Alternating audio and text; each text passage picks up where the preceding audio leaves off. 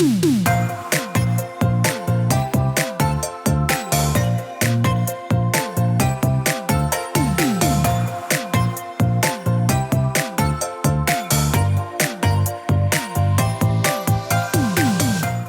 to the Plant-Based Podcast. Did you know that plants are truly amazing? Not only can you grow them and eat them, you can also wear them, drink them, nourish your skin with them, and so much more. Let Ellen and Michael inspire you to love plants as much as they do, as they chat with the movers and shakers in this wonderful plant-based world. So, let's dig in. Hello. We're British Garden Centres, the largest garden centre group in the UK with 73 garden centres. From Highlegate Garden Centre in Northumberland to Havant Garden Centre in Portsmouth and Carmarthen Garden Centre in South Wales and everywhere in between. We are so excited to be the sponsor of Series 18 of the Plant-Based Podcast. We're also celebrating our 35th birthday this year as British Garden Centres was launched in 1990 in Woodthorpe, Lincolnshire, by two brothers Charles and Robert Stubbs. They started by selling hedge cuttings outside their family home and have now recently opened their 73rd garden centre in the Lake District.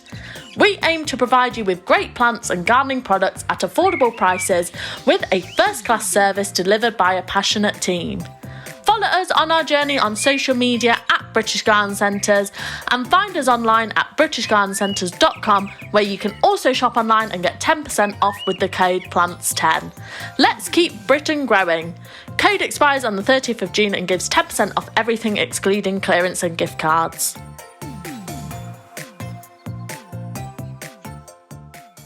Okay, I'm here attempting to record a podcast on the Isle of Wight where there's like 3G signal. I'm hunched in the window. Earlier I did a podcast recording with Ellen and I was basically hooked over a chair, lying down just to get the signal. It really, really feels like I'm in 2001. But we're having a little gossip episode with two people that I've nicknamed the houseplant queens. It's Meg and Gemma. They're wonderful girls. When I last saw them, Meg was wearing a succulent bra made of succulents. Need to clarify that. And the last time I saw Gemma was, maybe at that same time, or it was at Chelsea, actually, where she put together a really cool display. So welcome to our gossip. We're now, we also had Zoom problems and Teams problems, and now I'm recording on my phone, so hopefully this is going to work well. How are you doing, girls? Can you hear everything I say? Yes. Can you see me as well? Yeah, are you feeling okay though? I got no idea why everything on my screen is black and white, but I'm not even going to worry about that now. Oh. Have you got me on some goth setting?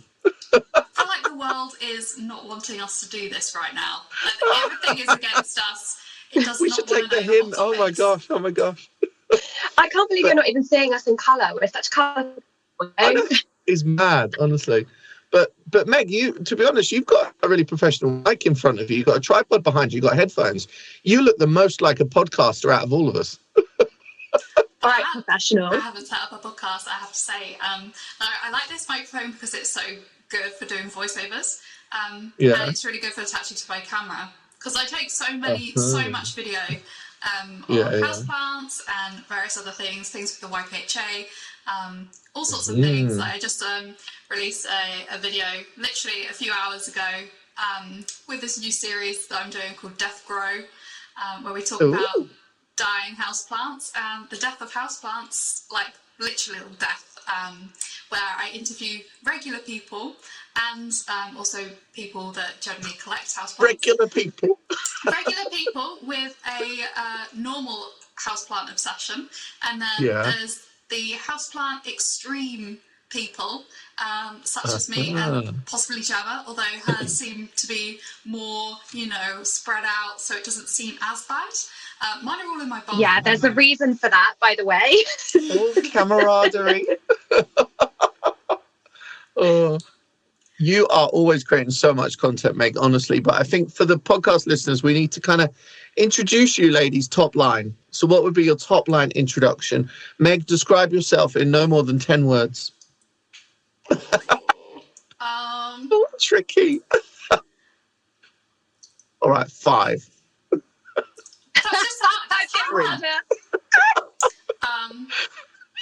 sentence.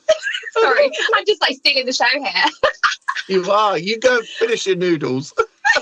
I mean, She was like muting. She was like, I got to mute for noodles earlier. The noodles are good. I'm sorry, they're getting cold. I can do it in 4 words. All right, 4 words. Do it, girl. Ooh. Nothing here is normal. There is nothing normal about this. Wow. That's nice, but it tells us nothing about your job or your career or what you do. Right, Gemma, You need to know about you're too I'm late, just a mate. mystery. I'm just a mystery. I just pop up every now and again like a little leprechaun. I'm just She's here at plant shows. Mr. Darcy of the plant world. All right, in that case, you're going to get the worst treatment because I'm going to describe you, okay? Oh no, please do. And I'm going to try and tell people what you do, okay? Okay. We'll see if you. So Meg is a modern day social media expert. I don't even know what modern day social media expert means. But Not one. man. social media expert, but she has a really active imagination and creates some very original content. She has experience working in the commercial sector as well as consumer, and she's now in what could potentially be a dream role at the RHS. She always keeps herself very busy in her spare time, creating content from making games to content about goth houseplants, something like that. Yeah, Is that good? Death house. That's your CV. Houseplants and death. Yeah, I feel like that was a great intro. Yeah. Right, Gemma, you do you before I do it. Ooh, okay. I think yours is going to be way better than mine. But okay, so basically, oh god. Okay, so crazy houseplant person is probably the first part that you need to know. The second part is, definitely trying to make it look like I don't have as many houseplants as I have, just casually. Hide the shame. You don't need the shame. Hide the shame, hide them from George, that's my partner. Like, he doesn't need to know how many there are, and if I spread them out, he won't know. So, I've got like a few in every room, so I'm all about kind of like the interiors and like styling the plants to make them look a little bit different. But I also have some pretty wild ideas. Not quite as much of a wild imagination as Meg, it's fair to say, but she does lead me down the garden path with that. But definitely have some crazy ideas, and did Chelsea last year. That's probably a good enough summary. That is cool. And what is your day job? Yeah, so I'm actually self-employed, so I actually do this stuff for a living. I do lots of copywriting and marketing bits and pieces.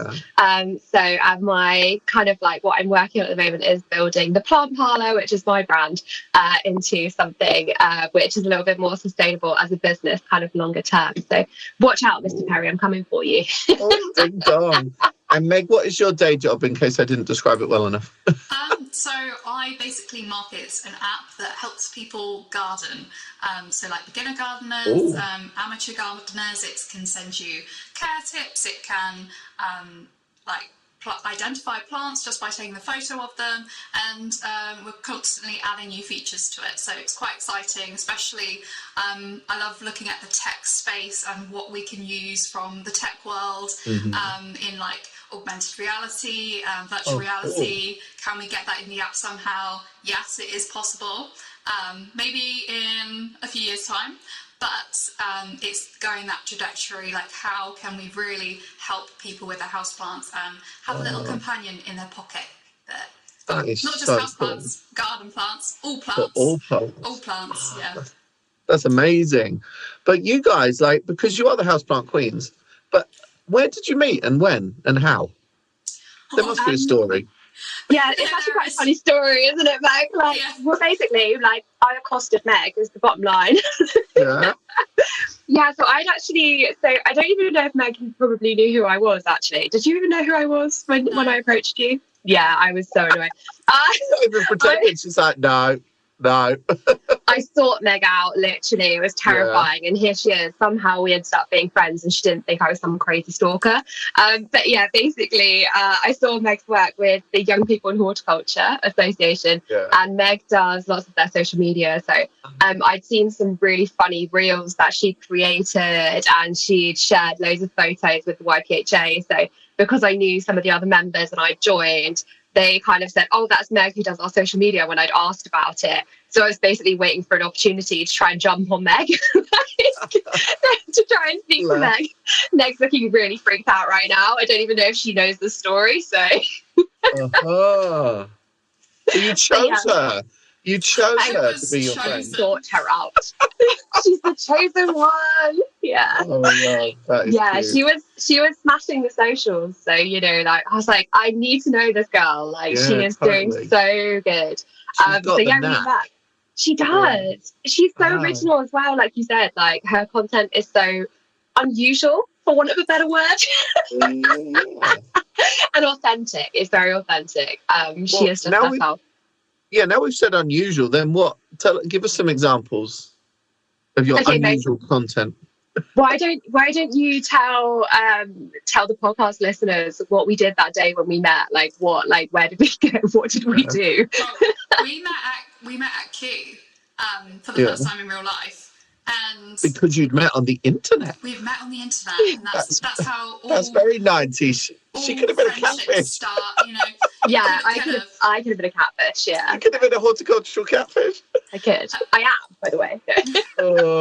So we met at Q because I think it was Katie Wood and Molly Higginson arranged a trip to Kew Gardens for YPHA.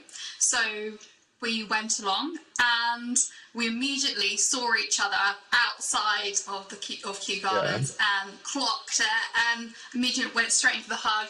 Never met her in person before, you know. Boom, and then we just started chatting. The issue is that we didn't stop chatting for 6 hours and we actually missed a lot of the tour. We ended up the first place we went was the palm house, the giant palm house with most of the tropical plants in it, and we ended up staying there for at least a few hours. We were filming a few bits and like getting some content and stuff as well. Yeah, we lost the group as well, didn't we? Like it was they just were probably looking for you at the lost children counter. I was getting they were. Yeah, they were waiting for us at the exit. They were like, what happened to them? And then we got food, and then lunch just lasted like 5 hours, and then Kew Gardens was going to close, so we had to leave. We met up with everyone at the exit. By the shop. What did you film though? You filmed some cool stuff. I don't know, Meg. What did we film? We filmed a reel. We filmed a reel. We filmed a few reels. Of like I can't even remember what it was now. It was one of those trending ones. It was one of it, wasn't it? Like you know, you're a horticulturist or something. Yeah. That's a cool one. Yeah, definitely. Yeah, so we filmed a few of those and got loads of content. Got some headshots for Gemma. She's on her website as well. And for Meg's LinkedIn as well. Yeah, it's on Meg's got a great LinkedIn pic. Yeah. That's taken by Gemma. Thank you, Gemma. She's got a great camera. It's excellent. Thank you, Meg. You're welcome. What's happening now? I know. We're just complimenting each other without, like, with you there. We've cut you out of the conversation. Darling, we're not Americans. There's too much girl love in here. I'm sorry. Oh my God! I knew this would be a noisy episode. Sheesh. There's so many things I want to ask. There's so much stuff we could talk about. I feel like we need some sort of like chat roulette or something, you know? Yeah. So I'm just going to jump to the first thing in my mind next, which is Chelsea Flower Show. What did you do at Chelsea, Gemma? So at Chelsea, this was my probably most wild idea. I don't know how I managed to get people to buy this idea, to be honest, but so I had this crazy idea that we were going to create a houseplant studio that was completely different to anything that anyone had done before. So I wanted it to be apocalyptic. I got the idea from casual. Yeah, you know, as you do. Like, okay, so I'm quite invested, I think it's fair to say, in kind of the zombie genre in general. Like, George has played, George is my partner, so George has played The Last of Us. So I got kind of lots of ideas from that because the graphics are very apocalyptic, very cool, very like end of the world. You know, plants are taken over, and I loved that concept. So I kind of paired that with the idea that obviously climate change is a massive issue, and people are talking about it and raising awareness of it, but not, you know, necessarily in a way that makes you think, like a kind of dark alternative reality, basically. So my idea was to create this houseplant studio, which I called Hope After Humanity, which was based in a boutique in London, but in the year 2099. So the plants had kind of completely taken over. In the centre, we had a ghostly, spooky mannequin, which we called Flora because we loved her. She was so cool. Iconic. She is an icon, seriously. I mean, even Deborah Meaden commented on her, like, that's how much of an icon she is. But yeah, and we filled kind of the outside of this studio with graffiti as well to make it feel like climate activists had been there in the past. Yeah. So it was a really unusual kind of like different thing to do at Chelsea, and I think it's fair to say it grabbed quite a lot of attention from passers-by. So yeah, Excellent. It was really cool. Yeah. Wow, but like, how do you even put together something for Chelsea? I think that would scare the shit out of me. Like, how do you plan for it? Like, when do you start to plan? How do you know how long stuff will take? When you actually start to do the build, you must be just bricking yourself, no? Yeah. Because it was the first time you've done anything like that, right? As well. Yes and no. Yeah. So like, interesting to say, my background, I don't even know if you know this actually. So my background's actually in museums and heritage. So I actually, yeah, so that was a hidden little secret. Yeah, it is actually. So now it's out there on the podcast. But I actually used to work in curatorial. So I used to design exhibitions as part of my job. So yes, like on one hand, I'm like, well, of course, I've never done anything like Chelsea before, and it's on like a huge world stage. But on the other hand, I had designed kind of smaller exhibitions as a part of my job. So I worked in local museums and art galleries. So I kind of had done things on that scale. And so I had some idea of timings and how to put something together, how to write text and you do the marketing for it and things like that. Yeah. So I had some idea of how to put things together, but I had no idea of, you know, how the deadlines were going to look on the other side, because the RHS give you so many deadlines. So that is quite scary because they come up really thick and fast, and Meg can probably agree with that. Absolutely. And when you were doing the build, did you yourself? Yeah, definitely. So there was one thing that really stood out. Okay, so our soil went missing, right? So I mean, we had an apocalyptic studio. We made it look like the ceiling was caving in. So oh man, the construction that went into that was impressive. So I had like my partner and my dad and his dad, and they were this incredible team that made it look like the ceiling was caving in, and then we had a light above Flora to make it look like the ceiling wasn't there. But obviously underneath that, you have to give the impression that something's caved in and fallen. So we had like loads of soil. So all around the studio, you just had like no dig planting. So just soil dumped in areas. But what happened during build week is it got to like, so you get in on the Tuesday and you have to have it done by the Sunday by like lunchtime, because that's when the judges come round.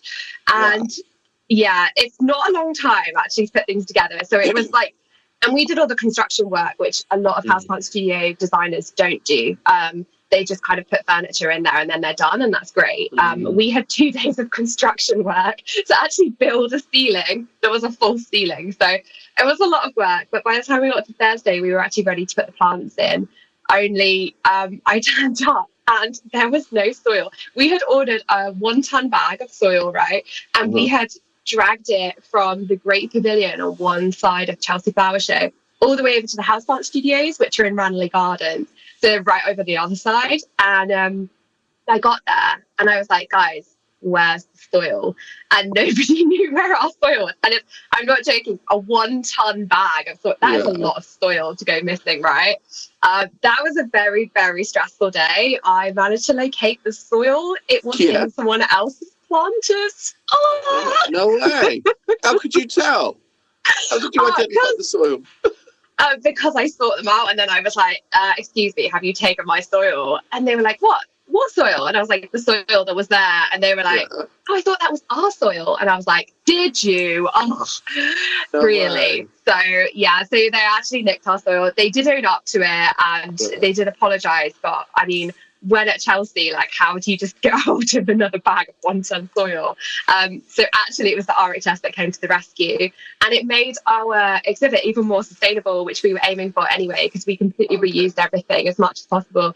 And actually we reused the soil from the show gardens. So what people don't realise is that when the show gardens are often planted up, lots of the plants come in pots from the nurseries, and those get emptied out into like big bags, and those then get taken off of the site and removed. So we reused loads of that soil. So I actually got to stay for the show, and part of our exhibit was that, which actually turned out really well. But I got one question, like, because I'm so intrigued. Like, you need to be finished by Sunday lunchtime for judging.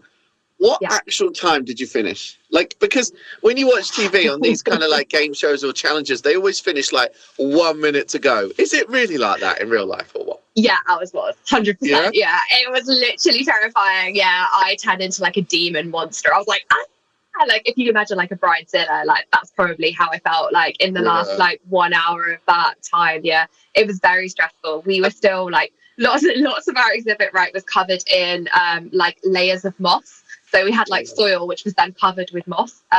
So we were still mossing literally like 20 minutes before the judges came. It was, it was still mossing. Yeah. We were mossing. We were mossing the studio. Yeah.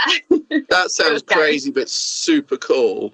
Meg, could you ever imagine doing something like that at a flower show? Segue, here we come. Well, actually,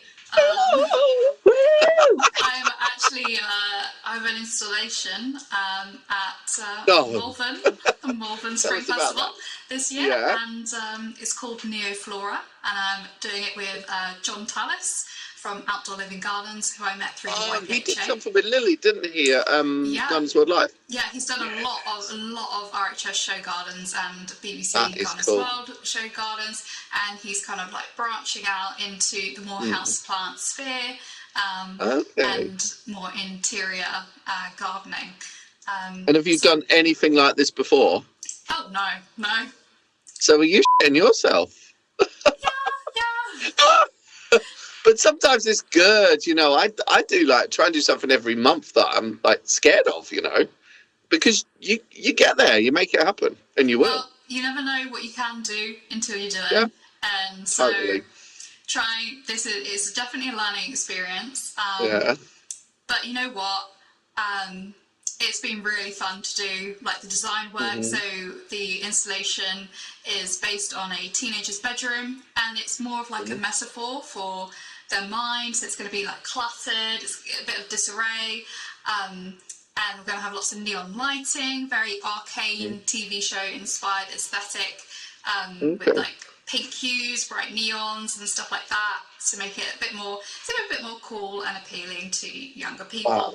And then we're going to have a terrarium bed, so underneath the bed there's going to be plants coming out there. No way! That is cool. Yeah. And John said he can build a waterfall wardrobe. So the cavity of the door's going to be this perspex clear plastic. The cavity apparently you can have running water through it, and then plants on the other side. That is so cool, Meg. Oh my god. Yeah. So we'll see when it comes together. If not, we'll have to write on the judging notes that we weren't able to do this, but what is like, because Malvern opens like the 6th of May or something like that, 6th or 7th. It's like, so when will you actually go to site and start building this? So I'm actually going on this Friday to, start bringing stuff up and seeing what needs to be done and working with the team, because he's bringing his team down. And then, so that's over the Easter holiday weekend. I'll be in Malvern doing that, and then I'll come back, do my day job, and then go back up again on the 29th, and then we have from the 29th till about the 5th to actually complete it. The 5th is judging day, so not really all of the 5th, but close enough. So it's quite a short amount of time, and you have to build. So we're building like an enclosed space. We want it to be really dark, so the lights really stand out. So we're actually having to build the whole frame of it and all of that aspect as well. So it's quite intense, especially for the short amount of time we're given. So yeah. And it's the first time they've had a judged houseplant display area at Malvern as well, isn't it? I think Malvern's really putting itself on that for plants. It's doing an amazing job, isn't it? Yeah, well, the Three County Showground has the Green Rooms Market attached, on its site, and they put on the Houseplant Festival every year as part of the Spring Festival, Malvern Spring Festival, and it is very good. We went last year and we had a great time. And it's less, I find it less commercial than, say, like the Urban Show that was last year, put on by the RHS in Manchester. It was in we did go to Manchester. My mind is like really gone right now between moving houses and doing this. Oh, don't worry. And working during the day, you know. So and isn't the Urban Show as well? That's where you wore your succulent top, just to interject. Oh, yeah. I got a lot of comments. That's when I first met you girls as a duo. Because I don't think I'd met you before that, Gemma. I did know you before then, Megalus. I call you Megalus. Is that all right? Yeah. She's got many names to me as well. Many names, she's called the Meg in our house, which she knows is an affectionate name for her. The Meganator. That's cool. I also call her Megita, which I quite like. Yeah. That's nice, Megatron. All sorts, like, I'll answer to most things, not everything. But yeah, the succulent bra, because, like, first of all, like, a succulent bra is crazy, but also, you remember how cold it was in there? Yeah, but I made it, and I'm not making it go to waste. She was very brave. The worst. Sorry? She was brave, really brave. But yeah, and it was all made of like these kind of like faux succulents, which was amazing because you just like the cool, crazy ideas, don't you? Which I feel like that's a bit of me as well, to be honest. I don't know. You've always got to push the envelope. Yeah, when I'm told I can't do something, I do it. So cool. Yeah, I'm fueled a little bit by spite. So when someone says, what a thing to admit on a podcast, Meg.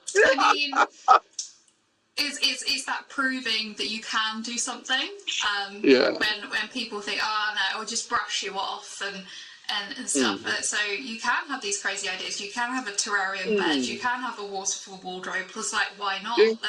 Just got to try and build it. Same. Yeah, definitely.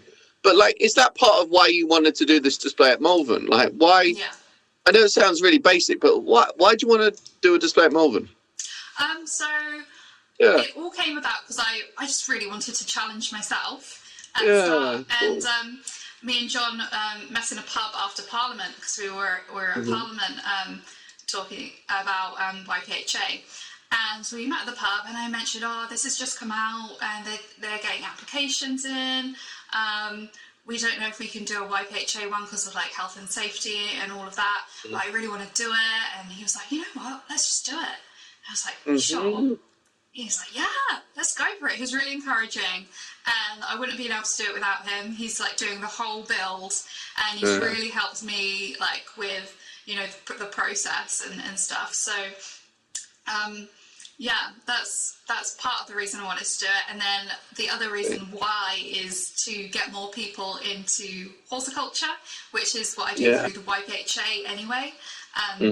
But encouraging young people to get into plants and bringing up how plants and houseplants can help lower the symptoms or reduce the symptoms of anxiety and depressions in teenagers is quite important to me. So, yeah, that's a big part of the installation is highlighting that and showcasing what is possible.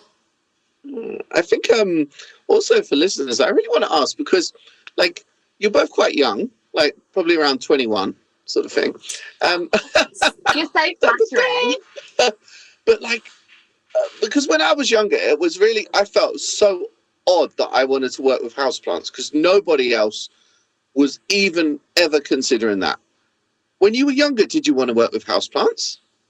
No. Or not? Or with plants anyway? No. No. At what point did you want to work with plants? Gemma, give me your... Yeah, so I think for me, I think it was more of a case of always growing up around them. And then it was kind of always there in the background. I think there was two kind of competing things for me now I really think about it. And it was like this love of the natural world and this love of like history and heritage. And I think, I mean, from like when I was really young, I was obsessed with Pocahontas. And obviously that's like, it sounds like a random thing to be like really into, but oh God, I had like the documentary, everything. I was very into Pocahontas, but obviously it's all about like, it's kind of based on history, but it's also about nature and the natural world. And now that I look back on my life, I realize that thread has always been there. Like I was always really interested in natural history when I was growing up as well. I loved dinosaurs and fossils, and all of my family were gardeners. So it just actually felt like it, for me, it ended up almost being a progression, and it's kind of like it is a career change in it as a switch, but it just kind of has been there all along. And houseplants just happened because we didn't have a lot of space in our garden. So basically I just ran out of space in the garden and thought, actually, I need more space to put plants because I love them and I'm really enjoying this. That is cute. I just want to ask before I move on to you, Meg, it's like, but did you, when you were younger, did you want to work with plants, but you didn't think it would be a potential career choice? So you then went to work in the natural history, that type of area, because then your career changed, you kind of pivoted back. Do you feel like you didn't think it was possible before? Yeah, possibly. Sorry, we've got very serious and career chat like now. No, I think it's a really good question, actually, because I think it was, it probably wasn't, for me, it wasn't really something that was ever put on the table. And I think probably I was already pushed quite young to do something more academic, because obviously like my grades were kind of like of a kind of level where I think people expected me to go down that route. And I think it was like, I was never told to, you know, go to university or do anything like that. But I think I do feel a little bit like there's an expectation that if you're good at a certain thing, or, you know, you can do it, therefore you should do it. And so I definitely think that's why I ended up going down the academia route, which wasn't always easy, I think it's fair to say as well. I mean, I now think that I'm probably neurodivergent. I think I probably have ADHD. So I feel like I had to work extra hard actually to work in academia. And more naturally, I love doing things. And I think that's how I probably ended up in a job in museums, where I had the best of both worlds. So I could kind of do the studying and the research and like the more academic stuff as part of curatorial work. But I also got to do the physical stuff, and I got to do, you know, the planning and the design and the creative and the kind of like writing, and like literally I used to go to stores and just kind of like sift through boxes and things, and that was such a nice part of the job. So I think for me, I always loved practical things, so I think that's how I ended up just taking on that hobby, if you like, with plants as a kind of career choice.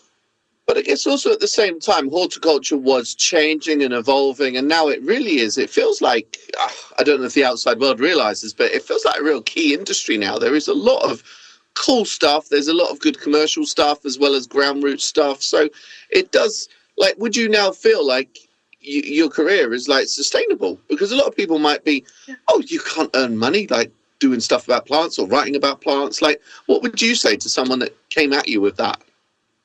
Yeah, I would definitely disagree. I think when I was at school, that we didn't really even have a lot of apprenticeships when I left school, or that was something that was introduced afterwards. So there wasn't really an option. It was kind of, you leave school at 16 and you get a practical job. So maybe gardening would have been on the cards, but you know, I guess the expectation otherwise was that you carried on and you went into further education. So I think now there are so many other options, and we're really talking about how much else there is that's available. And I think had those options been on the table for me, maybe I would have made a different decision. And I think you can still do things that feel like you're using your brain and your hands, and, you know, kind of like you're kind of doing things at the same time. It doesn't have to feel like it's either or. And I think that's a really great thing that we are opening up these opportunities for people now, and talking about what's available as well. People talking about their jobs really helps. Yeah, no, totally, because they're all very different, especially within horticulture too. So, yeah. Yeah, I agree.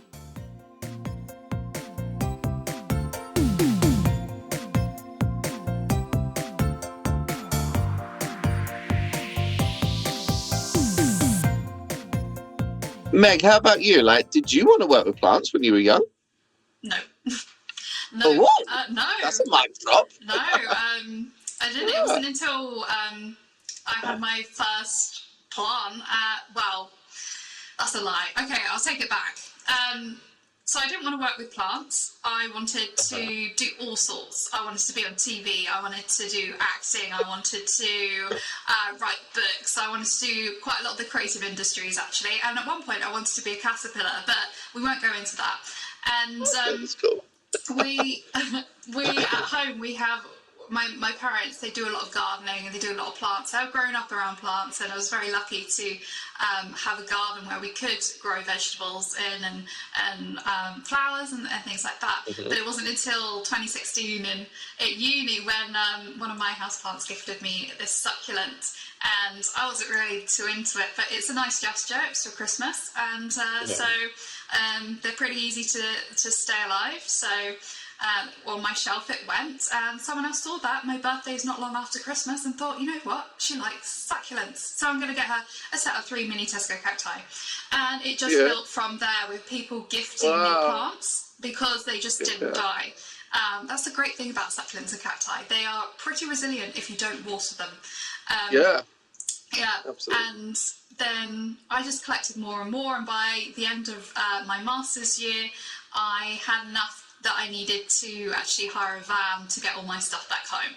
So that really spiked it. And then during COVID, I started collecting more and more and learning how to do the propagation of them.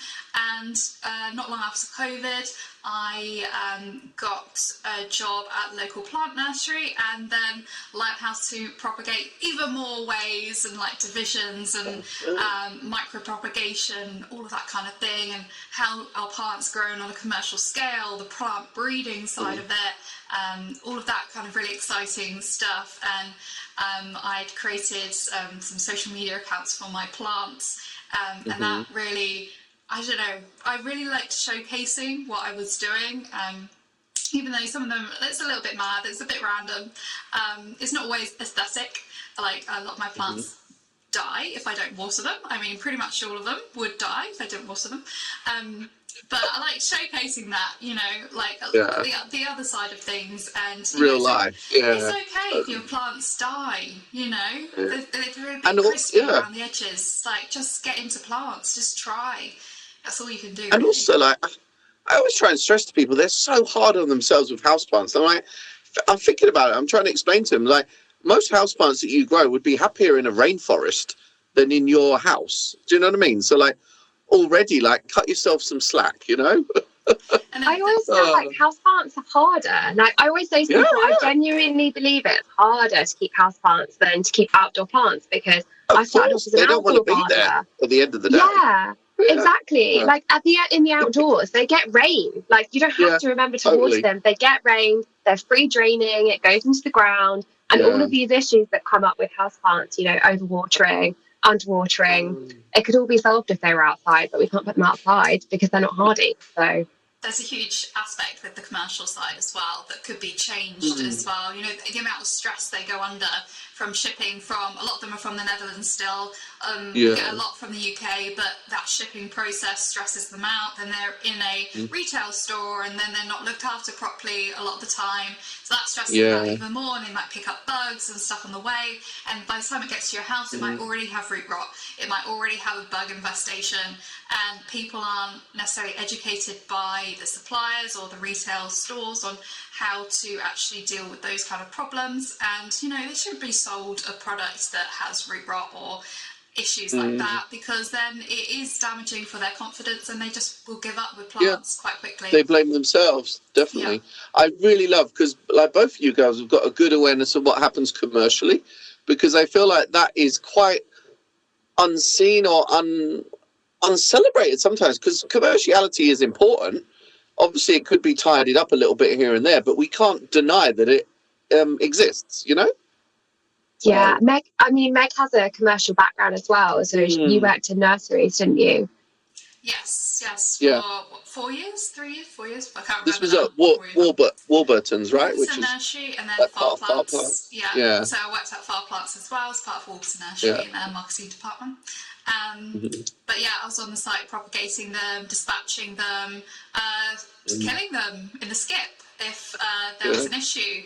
I'd probably thrown around, you know, could well be about 5k plants away, just me into skips if they're not good enough, or there's issues, you know. Has to be. I feel. Do you feel almost like Do you think sometimes we're too emotional about plants in the UK? Because I often think about this. Because, like, last week you saw I put up the picture of, like, the factory, like, in Holland, which is creating the kalanchoe plants, for example, which is kind of run pretty much by machines. But this commercial world needs to exist in order to feed us with the houseplants. But I feel like in the UK, we're always like really shocked when we see machinery or big commercial world. We imagine everyone grows plants in a tiny little shed and is wearing a straw hat, la la la. And then when we have this plant, we're desperately trying to nurse it back to life. And why is that? Because in the Netherlands or in Germany or in France, they would throw away the plant when it's finished its flowering. And I saw an article in Amateur Gardening last week about taking cuttings of those kalanchoe. But when I went to the nursery, I learned that they need the short day length. So they're never really going to reflower. But why are we doing that? Is it because we're more emotionally attached to plants, or is it because of our heritage of being this gardening nation? We feel like we can't, bring shame on that. So, because I think we don't admit the commercial side of stuff, and it is there, and it does need to exist. And there's certain ways that it can be a little bit more sympathetic, but it needs to be there, I think also, go on, Meg. With the price of houseplants in the UK, with like a lot of them being shipped from abroad, that's good point. A factor in it as well. With if you're paying, I don't know how much the kalanchoe or kalanchoe actually retails for, but if it's a gloriosum or something and it's like 30-40 quid, then you're gonna want to keep it alive more. You're gonna be more attached to it. You're gonna want to try and take any type of propagation you can, and maybe that's more intimacy between the plant and the grower or the end consumer, is that they really want to keep that alive. It's quite wholesome, whereas if you just buy the plant cheaply, you have less value in it. They're everywhere, they're coming at you from every angle of these plants, and it's almost a bunch of flowers with roots on, isn't it? A kalanchoe sometimes, which is not a bad thing, but it's just the moment roots are attached, we have emotion attached. That is a difference as well. Yeah, I do feel like people are trying to build up more of a connection with the natural world. I think for me in particular, so like something that I really care about is kind of sustainability. And so for me, making people aware of where their plants come from and that commercial aspect of it is really important, so that they understand the process that plant has gone through to get to them. So for me, a lot of it kind of comes from that education. People don't understand how much work goes in for that plant to get to them. And I think for me, it's kind of sad. I am terrible at throwing plants away. I will literally wait until I know for sure. Well, yeah, you're very involved in the commercial side. I get it. I totally get it. But like, I do have a lot of calatheas, which I don't think are alive. And they are in my greenhouse. So I actually have an outdoor greenhouse, because when the plants get too disgusting, basically, to keep in the house, because I'm like, oh my God, look at it. It's just like a pot with some soil in it. You can't leave that on your windowsill. Like, there's a point where I'm like, okay. Chance saloon or something, yeah? Yeah, I'm like, you're ruining the photo, guys. Get out. I'm a millennial. We're all about making things Instagram worthy. And I'm like, that calathea has got to go. But I actually have a greenhouse, which I heat in my garden. And it's got houseplants in it. So I move the calathea out of the house, I put it in the greenhouse, and then I wait. And if it's not come back for like 6 months or a year, then I'm like, okay, I can throw it away. But if it hasn't gone through that process, then I'm like, I can't do it. Like, I just can't throw the plant away unless I know for sure it's dead. Really? It's got like no rot. Yeah. I'm really like, I don't like to throw things away unless I know it's like beyond a point. I think also it's that, like, for me, it's that connection with nature, and it's like, I think it's a living thing. So for me, I like to treat it with, I know that plants can't talk, but I think it's like treating it with that respect of, it is a living thing. I want to keep it alive. Like, I'm not trying to shame you. But if it's composted, this is circular, so. Yeah, it is circular. But are you trying to take it away before it's time, Michael Perry? Don't do that. I do want to ask you about, like, because if anyone's seen your Instagram, which is Plant Parlogram, your anthuriums, your anthurium shelf, how the hell do they look so nice? Are they faux? They are Confess to us here, are they plastic? They're not plastic plants. No plastic plants. I hate plastic plants, by the way. I would never ever have a plastic plant. But I want to discuss plastic plants, actually. Hold on. We can move on to that later. What I made yesterday. Oh. What? No, we'll get to it. We'll get to it. Keep the It's okay, let's stick with the anthuriums. Yeah, keep the listeners the engaged. anticipation. Yeah. First of all, how does Gemma keep her anthuriums happy? I need to know. I think people have this idea in their head that anthuriums are these plants that are really difficult and they're really complex and they're like expert level of like houseplant owners. And I actually don't think anthuriums are that difficult. I know that's a little bit controversial because a lot of people who keep anthuriums will tell you the opposite. They'll be like, it's so exclusive. I am not that person and I love to make plants for everyone. And I really do believe that anthuriums aren't hard to keep alive. If if you kind of put them in the right substrate. So, for example, I use like semi-hydro for a lot of my anthuriums. I use Lacusapon, and that's because I've learned by my mistakes. When I first bought anthuriums, I planted them in soil or moss, and I found that I was overwatering it. The roots are quite like susceptible to rot if they're overwatered and if there's too much moisture next to the root.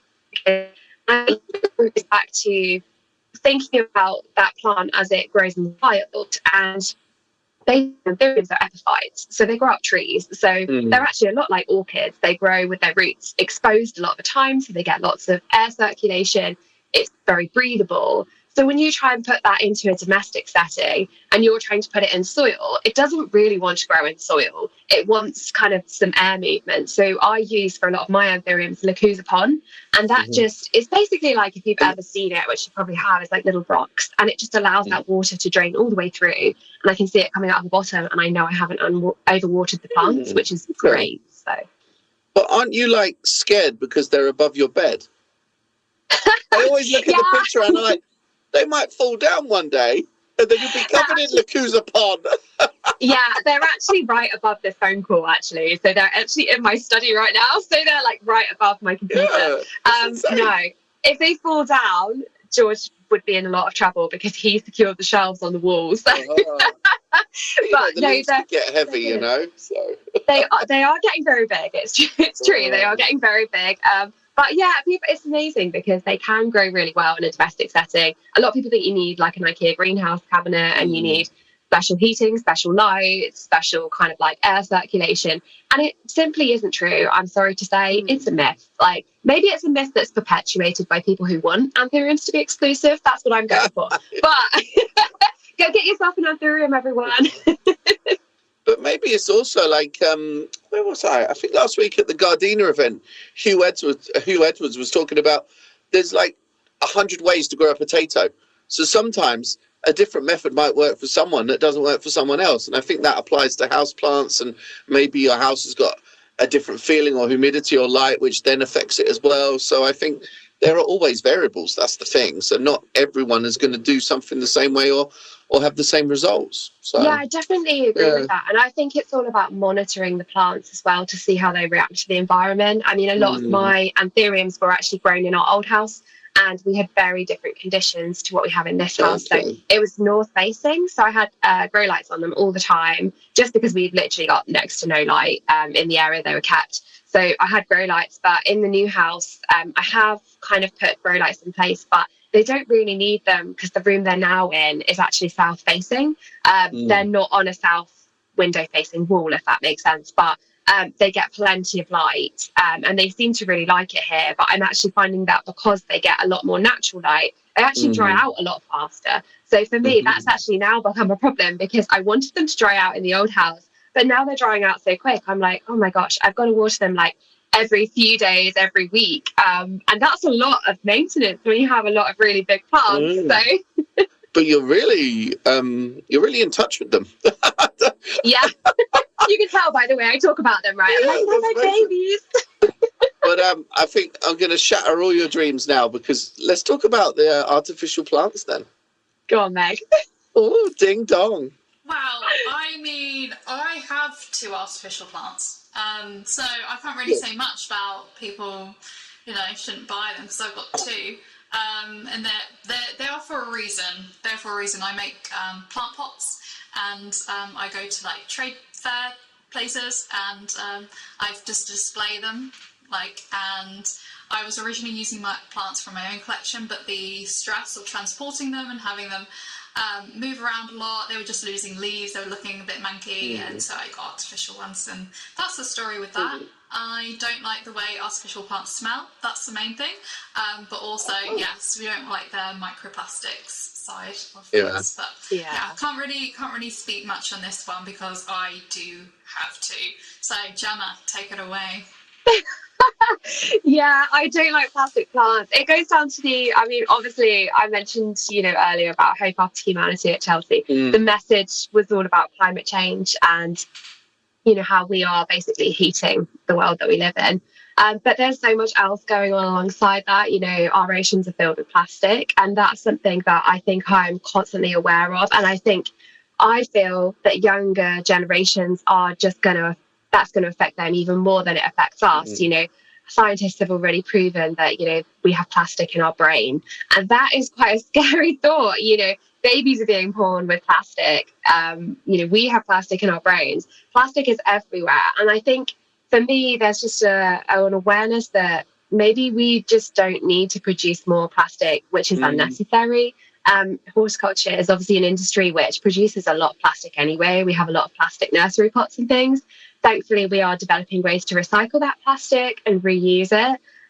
But plastic plants, do we need them? That's my question, is do we really need a plastic plant, or could we just have a real plant, or, a picture of a plant? Heaven forbid, could you just not have a picture of a plant? I just don't get it. Plastic plants, they collect dust for starters. They do, they don't grow. They don't give you the same amount of joy. It's just decorative. Do we need them? It just sits in a place and looks decorative. Guys, get a real plant, please. Yeah, not to defend them, but I'm sure I saw a study once where, because obviously the view of plants gives you the feel-good, releases the feel-good chemicals, and it's always negotiable, whether houseplants do much for the air inside. How do you guys feel about that? Because I feel like the view of houseplants, so maybe seeing a faux plant is maybe as good as seeing a real plant for that well-being. I don't know. I'm just really trying to be the devil's advocate. But I've got more to come at you with in a minute. But Megalus is ready to pounce. Well, most of... where do I begin? So yes, the view of plants and nature and greenery does lower, I think it's symptoms of anxiety or blood pressure by about. But does it need to be real nature? Can it be a picture or a faux plant? It can be a picture or a poster. And that's what I've read in studies and stuff. But there are lots of studies that are conducted with real plants, and they're the main ones that are out there. So that's why a lot of offices are recommended to have plants in them, because it does actually impact the welfare of the people in there, and they often choose to have real plants, and they hire a service. No, totally. I'm just I'd seen because I saw an example a few years ago that kind of made me think a bit differently about some stuff, because it'd be great not to produce this stuff, but it feels like there's still sometimes a market. I feel like there's, first of all, people have got too much stuff anyway, whether it's artificial plants or ornaments or this or clothes or whatever. There's just far too much stuff around. But if you've really got what was the example? Artificial turf. I know we always this is such a bad thing. But if you've got maybe, someone disabled or someone that can't care for it, and they kind of, I think there are exceptions where those things can work maybe, or, I've got a faux orchid plant in my bathroom that has no windows, because if I tried to have plants in there, I know, but if I tried to have plants in there, it would just be a waste, and nothing would, let's be honest, grow there. Do you know what I mean? But something I saw that was a really great initiative at Elho, the pot company, a few years ago. They were recycling artificial turf into pots. And, they do this with the kind of bottles from the ocean as well. And I know they shouldn't have to do that, but it kind of made me see there is an option for some of that stuff to kind of bring it back in a circular way. So, but I feel I acknowledge sometimes there are places you might use a faux plant, but admittedly, when they're used everywhere in a garden, they do look pig ugly. Yeah, I think there's I would argue, I guess this is with my sustainable head on here. I would always argue that, like, it feels to me like, as a kind of species, if you like, humans are just getting so far away from like nature, or kind of what we are naturally, supposed to do, inverted commas, and like, is creating a plastic plant to look at a plant because we can't have a real plant. That actually, when you think about it, it's kind of complex, isn't it? Like, that's quite far-fetched. It's like, why didn't we just get the real plant and or move to a place that has more light, or get a light that the real plant can survive in, or put the real plant in a windowsill, or I don't know. I guess I would argue that. I would always counter argue that with like, are we just maybe just reaching here because we just feel the need to kind of like justify the way we do it? I don't know. That's question for you with your fake orchid.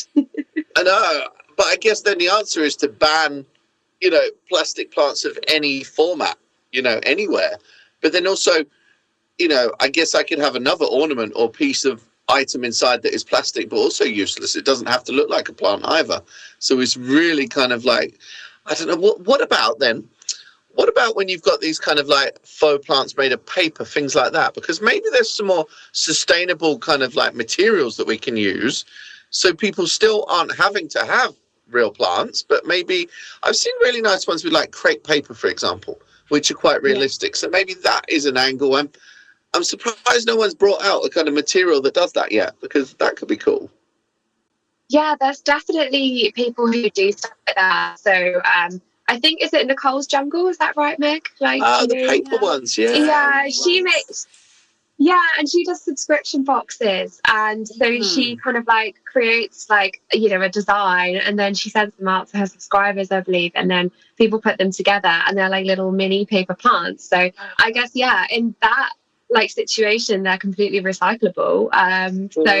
And they would break down probably by themselves as well. So that feels like maybe a nice alternative. We need somewhere like IKEA to kind of realise that making like paper faux plants is the way forward, because surely that would be cheaper for them to produce than plastic ones, because they're going to be inside. It's not like they need to be weatherproof or anything. I don't know. Yeah, so true. Could be interesting. So I think you should pitch it. I think you should pitch it to IKEA. Okay. You can be the designer. We'll back you 100%. I'll send them a DM. Yeah, defo. You never know what you're going to be able to pitch. These long boys, the long donuts that are like hot dogs. They're at Cold Drops Yard in King's Cross. I sent them a message on Instagram and said you should do savoury ones. About a month later, they did an event with like pulled chicken barbecue sauce donuts, and they invited me down to have one. Yeah.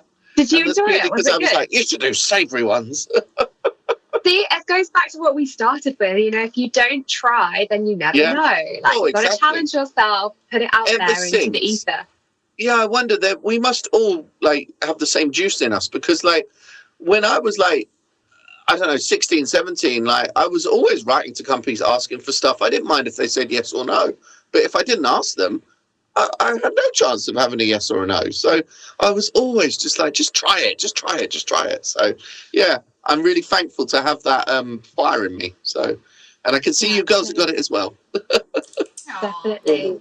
People thought I was mad when I applied for Chelsea, by the way, but I was like, why not? I've never done a show before, but let's go. Let's do it. What's the worst thing that happens? People thought I was mad when I said, let's do a fashion catwalk show for Plantline in the Netherlands, and everyone was like thinking they were going to be plants like walking down the catwalk, but it was something completely different. You've got to push yourself. And even, I wonder if you girls, I wonder if Gemma had this, and I wonder if Meg will have this at Malvern.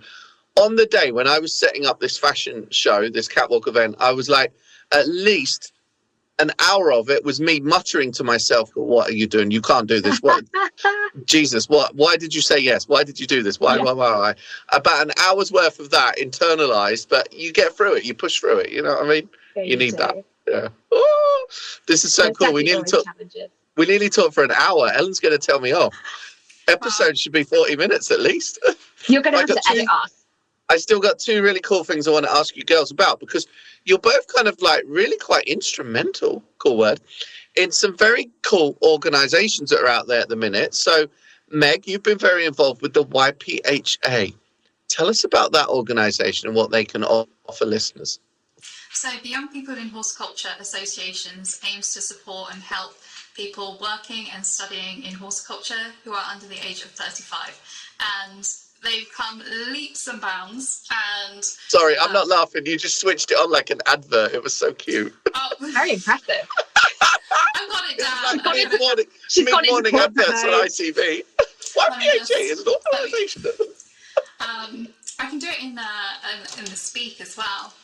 Meg, this is your media trained version. She thinks I have a media trained version. We want Media Meg. Media Meg, please. Media Meg. Yeah, Media Meg. So you can join the YPHA if you are under the age of 35 and are living in the UK and are studying in horticulture. We offer a wide range of opportunities such as, and then like networking events and stuff like that. I can't keep that voice up for much longer. It's like having a telephone voice. Like, you're probably too young to know what that is, girls. No. It sounds like a radio advert. She sounds like a radio advert. Yeah. And what do you do at YPHA? Call me. And what do you do at YPHA, love? So I run their social media accounts and try and get some engagement with our members and exposure for the organisation. And then I support when the team puts on events, and I try and record that and document it, such as the Launch Success Challenge, which sees... Oh, yes! Oh, my God. Which you are a part of. Sorry, I'm very excited because this is where they've named a begonia and they put the marketing. It's going to be launched at Gardens World Live, isn't it, in June? Yeah, it's going to be launched. How's that going? I don't know how much I can say on this stream, but they have done so much hard work. And for the listeners out there, the Launch Success Challenge is taking 10 young people from the YPHA and basically giving them that commercial experience in launching a new product in horticulture, because it's not necessarily taught in the industry, and applying going through business school. A lot of people haven't done that in the industry and those skills are not transferred across. So we're really trying to help people boost their careers by giving them marketing experience, commercial growing experience, all this experience that they need to really propel their careers. And they're launching a brand new plant. That is so really cool. Exciting. And so, I'm part of documenting that process with my camera, with my Rode mic, and just going around filming that. Oh, awesome. Thank you. And Gemma, you have been very instrumental in the rebrand of the Garden Media Guild. Tell us about this. Yeah. So I've recently stepped onto the committee at the Garden Media Guild, and we don't have like specifically defined roles like in the YPHA with Meg, but kind of just everybody gets involved with a bit of everything. So far I've been helping with kind of organising an Instagram Ask Me Anything. So that's going to be really exciting. We've got a really great panel lined up for May, which I think is actually Melbourne week. So a bit of a crossover there, but we've got some really cool influencers coming on the panel, and it just allows anybody who's a member of the Garden Media Guild. So that's a lot of people who basically work in media within horticulture and gardens. So someone like you, Michael Perry, there's, podcasters, writers, like TV personalities. We've got, social media people.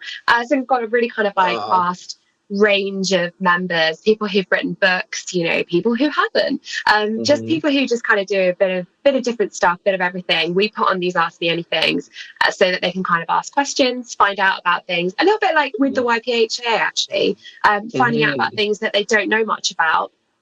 Career building opportunities. So, ask a professional something that you don't know about. We're having one soon actually about podcasting. So I'm definitely going to go along to that. Really interested to see what's said. So I think it's a really good opportunity, for people to kind of learn. So for me as well, it's just hopefully helps to kind of shape and encourage younger people into the Garden Media Guild, because I'm currently a YPHA member, but I will eventually get kicked out. You can only be a member. Until 35. I'm future-proofing, So I'm going to bring all these YPHA members with me, like bring them up to the Garden Media Guild. So That's the plan. Obviously, they can't all come because, some of them do not work in like garden media, but, I'm hoping definitely some of them will come across. But yeah, super exciting time and loads of change at the moment. Oh, thank you. Really cool. Oh, this has been such a cool chat. Not chat. Chat. I thought you were going to say show. I was like, welcome to the show, everyone. Our editor bleeps those things out, so it's fine. Because I keep going about, did you yourself at Chelsea? But no, we are going to bleep those out, I promise you. But thank you for coming on the episode today, girls. I knew this would be really cool. I think it's been nice getting to know you a little bit more, having a bit of a gossip, having a bit of an argument as well about some stuff. But also, I think it's been nice to kind of, again, let people know what different jobs are in horticulture, like how varied they are and how you guys got into it as well. Because, yeah, you're just, you're very fresh, you're very different, you're full of ideas. And my Mac is going to sleep soon unless it's plugged into a power outlet. The doom has come up. Oh, no. I do feel like, I will say before you sign off, though, I do feel like careers. Well, you've got 4% to do it in. Oh, my God, 4%. Okay. So careers are not always a straight line. This is what I always say to people. Is sometimes it's a bit of a curve, and you might have a skill set, in one thing, you might build skills, but that doesn't mean it's not transferable to something else. I mean, look at me, I was doing museum exhibitions with artwork, and then I decided to do Chelsea Flower Show with plants. I mean, it's the same, but very different. So, you never know how transferable your skills are. That makes a lot of sense. And it can go up, it can go down, it can go sideways. And you don't always have to know what your aim is either. I'm going to go into my lecture about 5-year plans if you're not careful. But do you want to add anything there, Meg? Well, I did a 3-year degree and then a master's degree in English out of spite that I am dyslexic. So I'm really one for challenging myself and then really diverging that career path into something very completely different. Always up for a challenge. If all else failed, you were going to be a caterpillar, right? Yeah. That's an awful list. All right, Meg, just jump into Gen Z terminology here. That's unhinged, okay? I think that's where we sign off, girls. Thank you for coming. Enough. Okay, we're going to go have a cat fight now. Oh, see you soon. Enjoy your noodles. Bye. Bye. Oh. Growing your own food is one of the most rewarding parts of gardening, and with barbecue season upon us, now is a great time to take alfresco dining to another level. Nip into your local British Garden Centre to shop our range of ready-to-harvest veg plants. Plus, we have an epic range of tomato and dynamite chilli plants in store now. We want to keep Britain growing and recognise the need to educate our customers. So if you have any questions on growing your own food, then you can speak to our horticultural specialists in store or follow us on social media at British Garden Centres for our best top tips and how-tos. Let's get growing.